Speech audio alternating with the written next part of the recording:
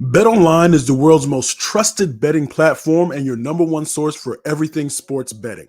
Every stat, matchup breakdown, and even live odds and spreads to bet on during games.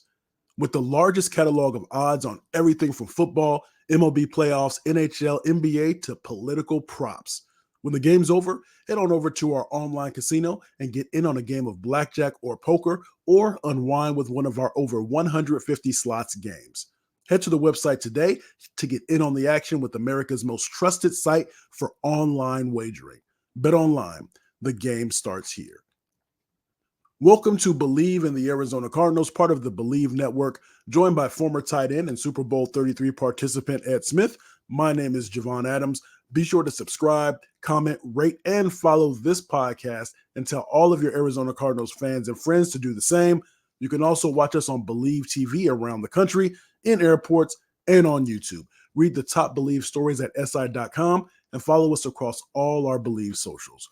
Bleav in the Arizona Cardinals. What is good, my brother Ed Smith? Well, so much for that 5.5 points the Cardinals were getting up in Green Bay this week. If I was smart, I would put a couple nickels on that inconsistency that we will talk about, but didn't. Ran a couple different ways. Bet online came up just one short again. I'm getting close. I keep nipping at it, but yeah. I'm getting the hang of this. So I'm getting close.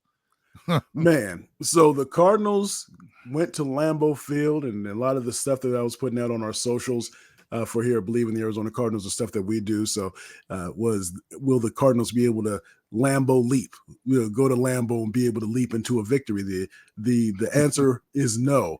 So yes. The Cardinals fell to the Green Bay Packers 34-13. And as it's being said, as I was driving around early this morning when I went and got myself a coffee and such, that it wasn't even that close. No. The score makes it seem like it was closer. So let's get into it. This is going to be I'm not going to call it a therapy session, but this is going to be intentionally one of those free-flowing conversations because I think that there's a lot to unpack, as they say. You mentioned it, inconsistency.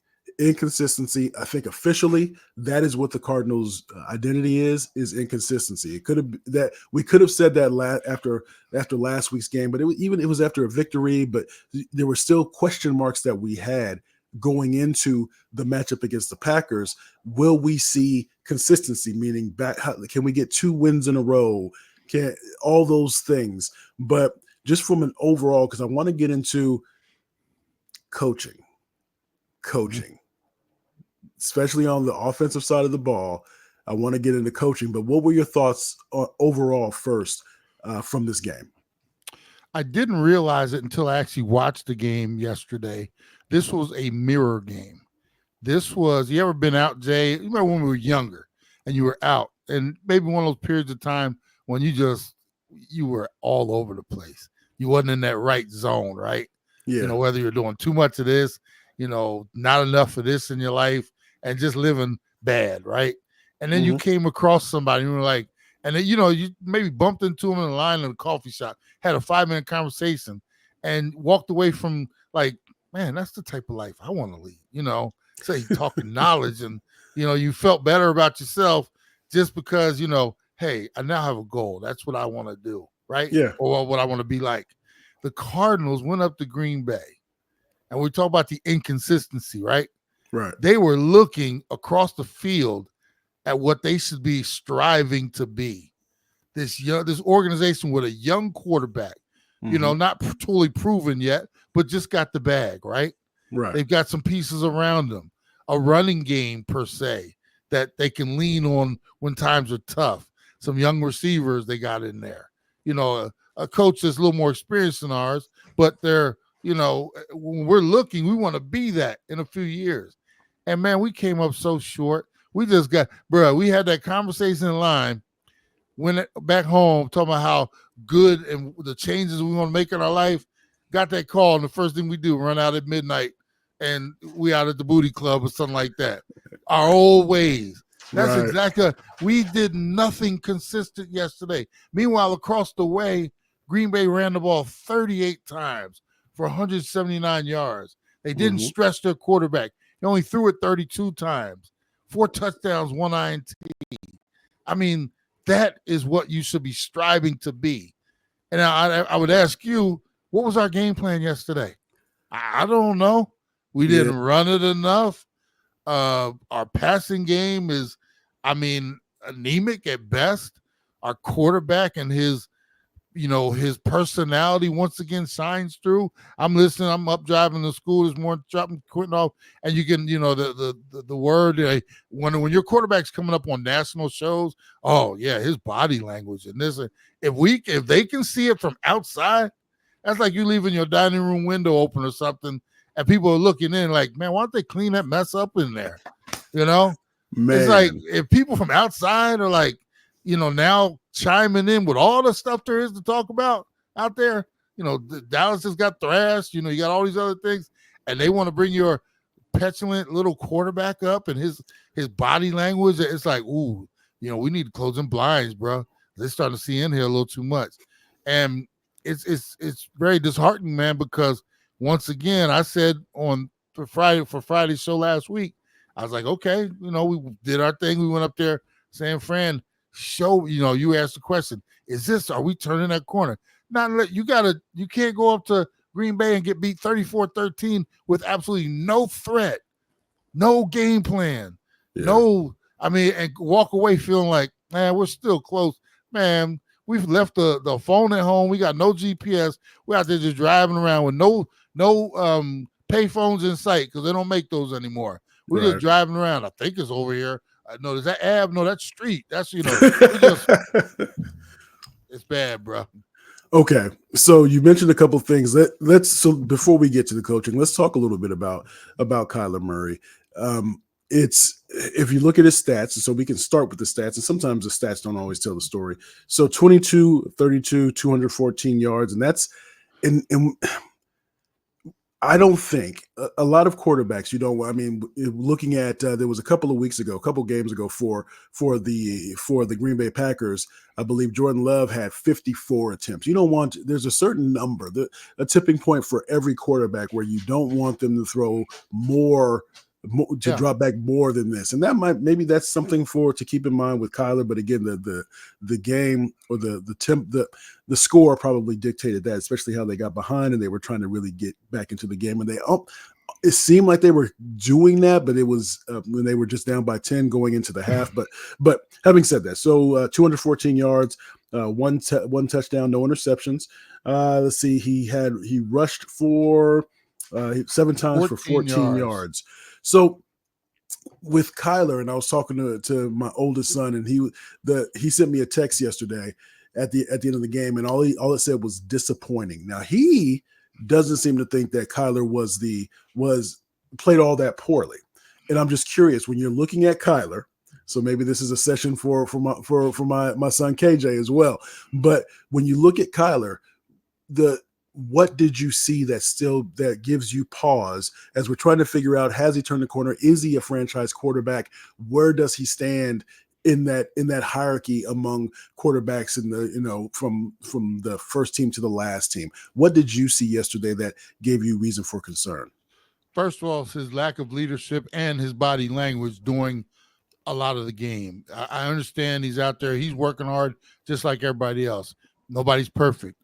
A penalty happens, and you immediately, the big sigh, the drop of the head, like to visibly, so everybody knows he's disappointed. And it shouldn't be that. It should be back to the huddle, clapping, hey, look, let's get this right. Maybe talking to the players, stuff like that, instead of once again, okay. Then I'll ask, your son, any fan out there who thinks Kyler had a decent game, I ask you, so what is his superpower, Jay? He's got a couple of them, but because he throws a very pretty ball, what is his superpower? His superpower are those little bitty legs that for some reason he has decided he is not going to run. 14 yards on 7, and that means he scrambled a couple times.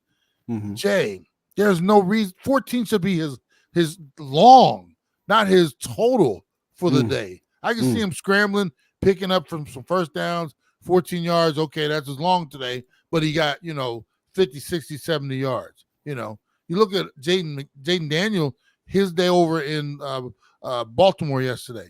He was putting it out there, bro. And he was low. I don't want you out there low on shoulders and stuff like that, but he was picking it up when he had to. For us to walk away from a game, and Kyler had 7 rushes, a few of them scrambles, so they weren't even called plays, for 14 yards, that is not using your superpower. You can do things with your legs that most quarterbacks can only dream about. And here we are. One, we're not designing stuff for you, which is a coaching problem. Okay. The other thing is you're not using the ability when it's out there, when it's available. And if you're just going to be a dude that drops back, I like a couple times they got him kind of on the fringes, out and about, because I don't know if you noticed. Under a center a lot more. Under center a lot more. I don't know if you noticed, though. We have a short quarterback here. So once again, the best thing to do is get him out of the pocket, right? There was a couple times, but it really wasn't utilized that much. I saw, a couple predictable under center, quick, play action, and then we dump it to the dude right over the center of the formation, meaning the running back who faked it goes to the line of scrimmage, and instead of us looking deep downfield or something across the middle, we just dumped it to him right across the middle for a 4 or 5 yard gain. That kind of defeats the purpose of play action if you're going to give it to the dude that's right at the line of scrimmage, So something is amiss here. And above all, like I say, it's the total package of, at this point, okay, I ask anybody, what is Kyler Murray? What is he? He's not necessarily, he cannot be a pure pocket guy. He cannot. Right. He doesn't have the stature for that. Is he a dude you have to worry about scrambling and, being dynamic? I'll use that word. They always 14 yards on 7 carries, 214 yards on 32 attempts. There's absolutely nothing dynamic about that. If this is the Kyler Murray you're going to try to win with, you got to come up with a whole new game plan then, because this is not and will not work for his particular, his skill set and everything. He's got so much more in the tank than what we're showing. And I will say what he's showing. If you ask me, something's not there with Kyler Murray. Something's not quite curling with Kyler Murray. He should not have these type of games. It's so blah.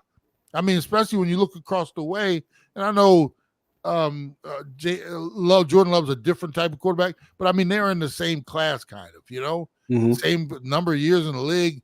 And you look out and you see Jordan doing things that, he's flushed, getting one down the field to his wide receiver, maybe throwing it up. And I dare say, I know we lost Marvin Harrison early, but it doesn't even feel like he's in the game plan. I do, and we'll talk about coaching here. I'll leave you with this right here. I don't know what the coaching stuff, what the game plan was, or what the thought process was, but that stunk. That really stunk what we did, what we put together to go up there. And that's after what I would say a good second half last week against San Fran. People were just sitting there licking their chops like, what can we do? What might we do? That stunk from start to finish. Coaches, players, everything. They should never got off the plane with what they brought out there to Lambeau yesterday. Bleav in the Arizona Cardinals. We are presented by Bet Online. So let's get into it a little bit with the coaching. Here's again, this is just conversations we've talked about it, and this was echoed again when I was talking to my son here. And so is this morning it was coaching. What is the coaching doing? It's not about, I think it's you can be the best play caller or have the best ideas or have a great offense, but it's all about when you call the plays, right? Now I wonder if we're talking about the progression as Kyler Murray becoming a better quarterback or being able to utilize the skills instead of becoming a better leader. I think that's really key, leadership, filling that leadership void. But what about Petzing with his play calling? Because it seems as if sometimes we had talked about earlier, the play, there was a run option play that was just seemed poorly timed. It seems that if you're not calling plays to get certain players involved, et cetera, or preparing, getting those players, talking about the wide receiver group, and of course Marvin Harrison, he went out of the game with a concussion yesterday. But still, it seems as if there's not that things aren't curling quite right either on the offense for the offensive coordinator either. Absolutely, and here's the thing about coaching, Jay. We always, and I'm not saying these guys aren't good at what they do. Let me say this: we all know that there are certain coaches that are better at being coordinators, right? We had one in Cliff Kingsbury. We're like, you see what he's doing over there in Washington right now. That dude should stay a coordinator. I wouldn't even think about a head coaching job if I'm him, if I want security in my job, because he's really good at what he does. You get another coaching job, uplift yourself, uplift your family, you got to go somewhere else, and it doesn't turn out well again, now you're doing the whole search again, right? Be comfortable in your shoes. Right. I will say this about every coordinator is not meant to be a coordinator as well. There are some people who are better at just being position coaches. And what the vote is still out on Petzing in terms of whatever position you used to coach, you're now a coordinator. Are you really a great coordinator? Are you a coordinator, or are you better at being a position coach? We elevate these guys. We forget about we're always looking at the top of the food chain, the head coaches, right? We forget that there are some coordinators that should have probably stayed quarterbacks coaches or wide receivers coaches or running backs coaches because they're in over their head a little bit. Right. What I'm seeing so far from Petzing is that I can run down the list: lack of creativity, lack of dynamic, play calling, lack of utilizing your tools, lack of adjusting, whether it's week to week, game to game, quarter to quarter, sometimes drive to drive, and lack of motivation in terms of your the guys you got playing underneath you. I don't see any excitement. I don't see any guys out there. Did you happen to see the Detroit Lions just mollywop the Cowboys yesterday? Right.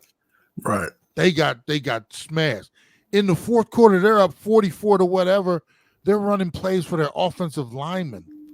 They're doing laterals. Wide receivers throwing laterals to the offensive linemen. Guys coming. That was just like rubbing it in. But what I'm saying is they had that kind of stuff in their bag, and that's on top of they know their identity. They're a smash mouth, run the ball down your throat.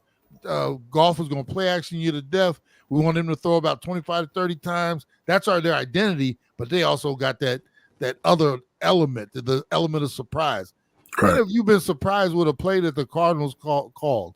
And how many weeks has it been? Man, I ain't seen nothing like that. That was cool, nothing. So if you're here's the thing, Jay, if you lack the talent, and we know, I've been preaching this since day one, Cardinals are not the most talented team on the field. Probably 9 out of every 10 games they play. They'll play somebody we thought they were more talented than the Commanders, and we got our heads bashed in. We know they're not more talented than San Francisco, but we happen to get a win there. So if you're not more talented, what do you got to do? You got to be a little more creative from time to time. You got to, the unexpected. I have not seen anything that's led me to believe that we have anything in our bag other than read option, an occasional sprint out for Murray, and get Connor the ball, not 7 yards deep. We're going to give it to him in read option so he can start to try to get it going downhill by the time he gets to the line of scrimmage. And, so all the things that I'm seeing from the coaching leads me to believe if we continue on this path, we're going to be looking for more coaches in a matter of a couple of years or so. And you know how it happens, Jay. The head guy, Gannon, he's going to start to get the heat first. Then he's going to realize, well, I need to get somebody else in here as a coordinator. Otherwise, my feet are going to get even more hot. So he goes out and gets the next coordinator to come in here and try to teach a new offense to Murray, which will be his third or fourth over the course. And then next, that doesn't work. And Gannon's feet even get even hotter, and they don't get the right it's just a revolving door, the hamster on the wheel type of thing. And I'm seeing that I don't necessarily think we have the right mixture. Now, I do like the culture they're developing, Mm-hmm. but you don't get fed on culture, bro. I mean, Man, you don't get fed on culture. That no, is what we say. That's a bar. Let me ask you this though. So if there's a deficit, if there's a deficiency, if there is an opportunity, as we say in the corporate world, if there is an opportunity to improve from the coordinator position, can that be learned without having to fire or to try to find a new coordinator to put in to replace the one that you have now? Is that can you improve on the job? yes, you can. That comes with a collective, though. You got to be having these meetings with your head coach. He's got to be sitting in there trying to figure out, because if his hands aren't in the mix, if he's not helping you make the cookies, then he's got to be tasting the cookies and he's looking at what's going on out there. So we got to have our weekly meeting. I got to be like, look, Pets, we got to we got Kyler over here and I'm looking at his numbers. I'm looking at the performance. We got to do better than this. So, I would tell him, look, don't be shy about it, man. Whatever you got hidden or leaving in the on the floor, the cutting room floor, let's get some of that stuff involved. Because if not, we're all going to be in trouble. Not just me. I picked you to come here so we can stay here a long time. We're all going to be in trouble if we don't get this thing kind of moving. So, hey, don't feel the pressure. There's always pressure out there. Don't feel the pressure. There's a difference between, hey, there's no pressure. No, there's pressure out there. Don't feel it. Just go do it. Let it loose. I think you bring something up that's interesting, because I've been in job situations where they put the pressure on you, therefore perform, as opposed to, I know you have it in you. You're here for a reason. Yeah. Don't waste the opportunity. Let's go. Yeah. And sometimes it just has to be sparked out of you. We've all been, like with the tight booty and everything. And all it took was somebody to come and say, look, man, come here. Give me a couple minutes. I just want you, like you just said, you're here for a reason. And I know why you're here. So don't, all that other stuff out there, don't worry about that. Just do you and do the job, and everything's going to be fine. And you walk out of it like, okay, dude actually believes me. And okay, hey, your chest gets out, and all of a sudden it's like, okay, I can do that. And you go blow it out out of the water, because the confidence was given to you. Because what happens in a lot of situations, whatever the job or the title or whatever it is, you feel like all eyes are on you, and I cannot make any mistakes. And if I do, man, they're going to be telling me I got to pack my stuff. In reality, they want you to go out there and ball out, knowing that you are probably going to make some mistakes, but they'd rather you be aggressive in making them and showing your talent, because when it's all said and done, that's why I hired you in the first place. Right. I didn't hire you to come here and just sit and make 10 calls. I urge you to go out there and have the gall to walk into a CEO's office of one of our, biggest accounts. And next, you guys are best buddies going golfing. And that's because your personality. I want you, and like I said, we right now, it's almost like I'm a coach not to lose this job instead of coach to either win it or, if it's not for me, I'll get the heck out of here. But I'm going to put my stamp on this. And so far, it has been stampless, bro. I haven't seen anything that makes me go, yeah, they're, like I said, inconsistency is our new word, because, we're still looking for that identity, always looking for that. Until we find that, we'll talk that. But inconsistency, bro, is just killing us right now. You mentioned inconsistency, or putting a stamp on. So Bleav in the Arizona Cardinals, presented by Bet Online. This is the first time again, just kind of reading and listening. So I heard somebody mention the GM. So if you think about it, you can't predict injuries, but how can you prepare for injuries? Depth. Yes. So on the defensive side of the ball, there were so many penalties, a lot of penalties yesterday, a lot of penalties. The second half, there were 3 fumbles, I want to say, that occurred. But there's so many injuries. It seemed like almost every other play there was somebody going out, or we know Will Hernandez is out for the rest of the season. The kicker Prater was out again yesterday. There's injuries that have befallen them. There's no pass rush, when it comes to trying to make opposing quarterbacks uncomfortable, all those types of things. It's time to look at Austin Fort and ask the question, who are you bringing in here? Because you've mentioned that they didn't make big swings in free agency because they're trying to slowly build this thing. But does being cautious put you in disadvantageous positions? At some point, if you are going to make this a contending team, you have to spend like it's a contender. And we haven't done that to this point. I understand that a lot of teams, the new thing is they want to do it organically. Okay, well, if you think you got 5 years to grow this thing out, then go right ahead. We all know the average, you usually get to year 3 in the NFL, and it's going to be somebody else's job to figure it out after that, because you're going to be on the line, hey, we'll work for food or whatever your vice might be. Right. So for me, like I said, we've wasted, in my opinion, time by, we're going to go out and draft some guys and get rid of all the fat and, things that we didn't want. We got rid of some decent players, I can run down the list, and I'm not saying A+ players, but some B- guys. We've let some guys go do their thing elsewhere over the last couple of 3 years, and we really haven't replaced it with much. Now we're stuck with, well, we're not that talented, but, we do fight hard. Okay, well, how long is that going to, stem the crowd, the people sitting and watching these 34-13s and stuff like that? Yeah. You're out there playing hard. Okay, but where's the dubs? Now, come this offseason, obviously we're trending in a bad way. We get 6-7 wins out this season. That might be, that should be a pretty good season considering what we have on the sidelines, coaches and players. Now, how long are we going to sit here and watch this? This coming off season should be, before, when free agency opens up, we should be knocking on every door of every free agent, trying to fill our wish list to get some talent in here. If not, that shows me that they don't know what they're doing, because you can only do this slow burn for so long.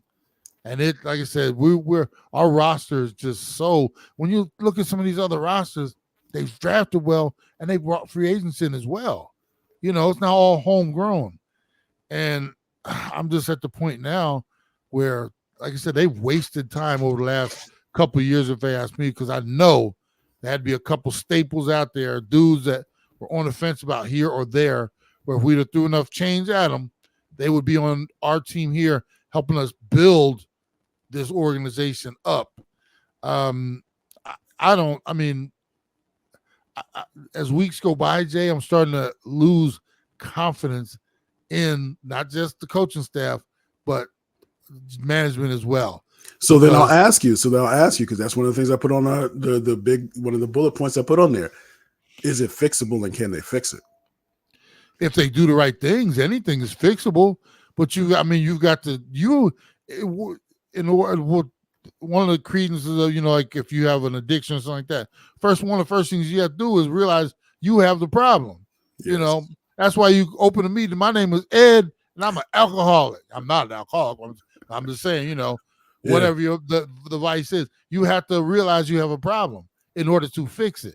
Right. And if they don't realize they have a problem and they keep doing the same old thing, they're going to get the same results. And eventually they will be, ushered out the door and, on to their next opportunities. And we'll be trying to figure out who the next head coach and GM of the Arizona Cardinals will be.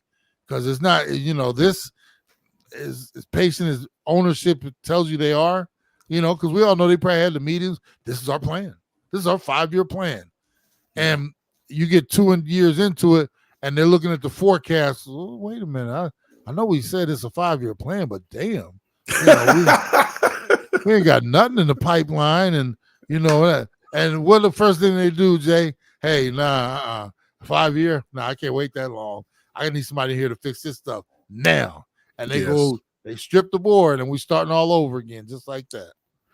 So Bleav in the Arizona Cardinals. We do this thing two times a week, Mondays and Thursdays. Mondays we look back on the game that was. Thursdays we look ahead to the upcoming game. So and as always, we are presented by Bet Online. The thing that it makes me wonder though is there's when you see, and we talked about this last week as well briefly, is that when you see those glimpses of what Kyler Murray can be, or when we've seen those small glimpses of what Marvin Harrison Jr. can be, when you stick with the running game, what you can do, when we see if you put in the right scheme on defense, how you can get some interceptions, you can be able to hold a team that has high offensive potential to low output. We see those things, and when we don't see it consistently, that creates frustration. And I've mentioned it to you before when we had our terrestrial radio show. I would say it all the time. That quote from Jerry Jones: "You can love me or hate my team, but I don't want. I'd rather you love or hate my team. But if you don't care one way or the other, apathy, that becomes that. That's what I don't want. And we don't want this team, this fan base, to become apathetic." Absolutely. And I'm sitting there, excuse me, I'm looking up some stats from some contemporaries in the league. Mm-hmm. But we don't want to get to a point where, because if Marvin Harrison dinged up this game, in protocol probably might miss a game or two. We're getting toward that danger zone of this could end up being a lost season for him. Mm-hmm. He currently has 17 receptions, bro. Yeah. 279 yards. And, I'm looking around, and this is the point, like Jamar Chase has double the amount of receptions he has, 34. I know we're looking rookie to veteran, that type of thing. But that was just the first glance. Some of these other receivers or number ones on some of these teams, 35 and 40 receptions already. And our star guy is 17, and you would say 17 and counting, but we count by ones, well, I count by fours and fives. 1, 2, 3, 4, 5, 6, 7, 8, 9, 10, 11, 12. I mean, seriously, we're getting twos and threes in games, and we got dudes getting 11s and 12s. So this is, you got to take this young man, this talent, and that's just another example. We got to start using it. And I mean, is it on the coaches? Is it on the players? Is it the chicken or the egg? Something's not right. And watching it, the big thing is, I'm losing confidence that we have a master plan in place that's going to bring us to where we want to go. And I'm not saying this season. Originally, we were, like last year, we were like, you know what? They stunk, but they stunk good. They were trending in the right, direction. Right. Now we just stink again. And that, we look like we stink again. Yes. And that's, you can't be taking these type of steps backwards. Right. The fan base is not going to put up with it, and ownership is not going to put up with it. It's been too dry here in the desert for a long time. We thought we were on the right track, and like I said, these last few weeks, and what happens, Jay? You talk about glimpses. The win last week teases fans to the point of if we play like that all the time, I get them texts all the time from some of our people. Yep. If we play like that all the time, we'd be a doggone good team. Yeah. But we don't. We get, man, I'm telling you. Yeah. Next time I'm going to listen to myself and go right to Bet Online like I thought and put some nickels on that 5.5 point spread.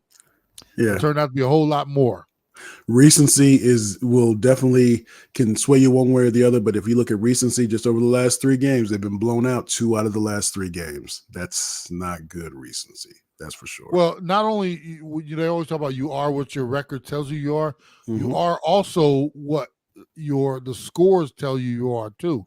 Mm-hmm. How the gap is big when you play against a team like up and coming like Green Bay and they beat us like this. It's like, man, that sounds about right. We took a similar beating to a team that we thought we were better than, if at least on the same plane with the Commanders, and they came in here into our own house and beat us. So this thing that happened last week in San Fran, that's the outlier. That's the one that's like, nah, that's not us. We're more like what we just went up to Green Bay and did. And as obviously later in the week, we'll be talking about next opponent. But man, it's starting to get choppy, bro. It's starting to Yeah. get choppy. Yes, indeed. And so he is Ed Smith. I'm Javon Adams. Again, we do this twice a week, Mondays and Thursdays. Tell a friend to tell a friend about what we have going on here. We are presented by Bet Online. And as always, Ayukin.